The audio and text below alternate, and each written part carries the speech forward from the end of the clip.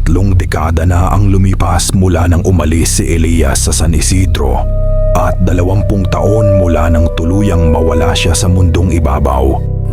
Ang batang minsang tahimik, nakatitig sa mundo ng may pangunawa sa mga lihim nito, ay lumaki na.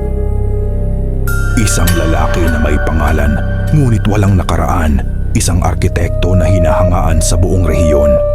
Siya si Ilya, 30 taong gulang na ngayon. Sa mata ng publiko, isa siyang huwarang mamamayan.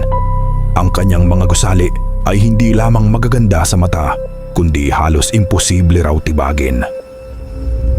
Mga paaralan na nananatiling matatag sa lindol, tulay na hindi bumigay sa baha, at mga bahay na nananatiling matibay kahit ang pinakamatitinding bagyo. May mga nagsasabi, parang may kamay ng Diyos sa bawat pader na kanyang itinayo. Ngunit sa likod ng lahat ng ito, may lihim na hindi alam ng iba. May dugo sa bawat pundasyon ng kanyang mga proyekto. Hindi dugo ng inosente, kundi dugo ng mga biktima ng kanyang sariling gutom. Mga nilalang na pinili niyang kainin sa paglipas ng mga taon. Tuwing may bagong proyekto, nauuna si Ilya sa site. Tahimik, mag-isa. Hawak ang maliit na bote na balot sa tela. Bago ilatag ang semento sa hukay, binubuhos niya ang kaunting dugo. Isang alay sa lupa, sa espiritu, sa halimaw na minanan niya sa kanyang ina. Ito ang lihim na nagpapatibay sa bawat istruktura, bawat pader, bawat haligi. Sa mata ng publiko, siya ay isang pilantropo. Malaki ang kanyang donasyon sa isang home for the aged, isang tahimik na lugar sa labas ng bayan, napapaligiran ng puno, malayo sa mata ng simbahan at gobyerno. Doon niya inilalagay ang malaking bahagi ng kanyang kita, at doon din niya dinadala ang mga matatandang wala nang dumadalaw, walang naghihintay, at madalas ay handa ng mamatay. Ang may-ari ng tahanan ay si Ramon, isang matandang kaibigan. Alam ni Ramon ang lahat, ang katotohanan ni Ilya, ang dugo, ang mga lihim na ritual.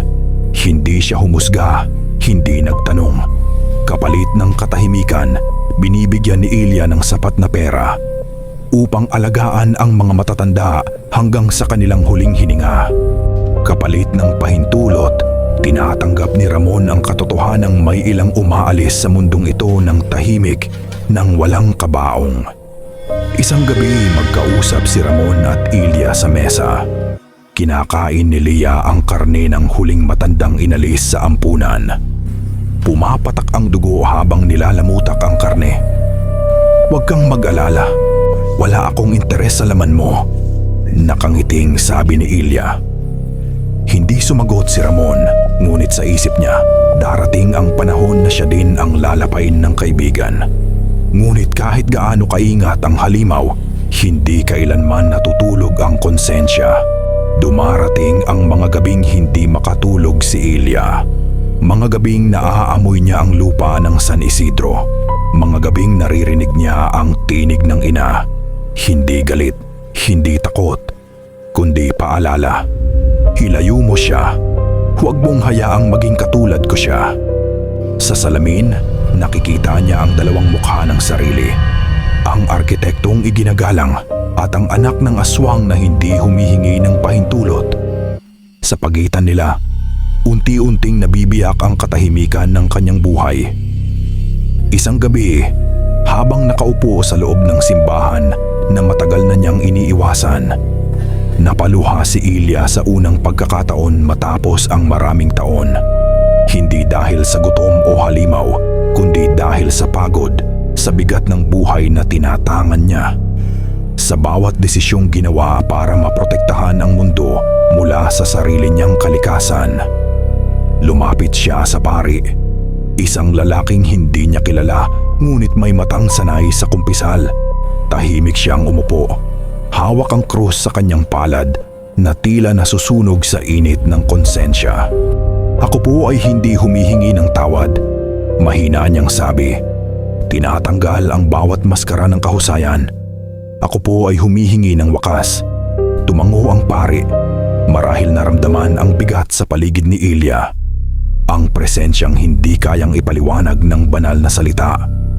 Kung handa kang ialay ang kaluluwa mo, sabi ng pari.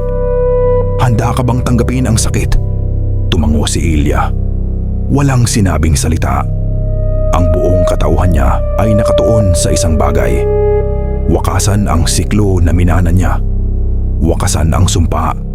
Wakasan ang gutom at makipagkaisa sa mga magulang na hindi na niya nakita simula nang mawala sila. Sa isang lihim na ritual sa ilalim ng simbahan, binasbasan ng pari ang isang krus. Nilagyan ng banal na tubig, dasal at luha. Hindi ito para palayasin ang demonyo, kundi para wakasan ang isang siklo na tumagal ng 3 dekada. Hinawakan ni Ilya ang krus at itinuro sa sarili. Hindi ito para sa paghihiganti, bulong niya, kundi para sa katahimikan. Nang bumaon ang krus sa kanyang dibdib, walang sigaw, walang halimaw na umangal. Tanging isang lalaki na napagod maging dalawa, ang tao at ang aswang sa iisang katauhan. Sa huling sandali, nakita ni Ilya ang isang pamilyar na tanawin, isang kalsada, isang liko at isang bundok na tahimik na nagbabantay. At doon, sa liwanag na hindi masakit sa mata, nakita niya ang kanyang mga magulang.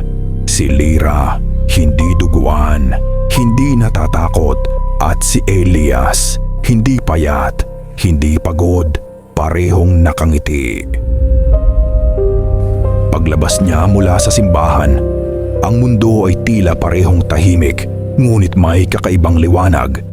Isang liwanag na nagmula sa mga desisyong ginawa niya. Sa laban sa likas na halimaw sa loob niya, wala nang takot sa gabi, wala nang pangamba sa dilim.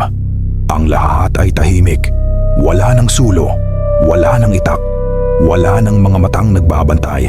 At si Ilya, sa huling sandali, nakangiti sa sarili. Hawak ang krus na nagsilbing tulay sa pagitan ng kanyang nakaraan, kasalukuyan at hinaharap.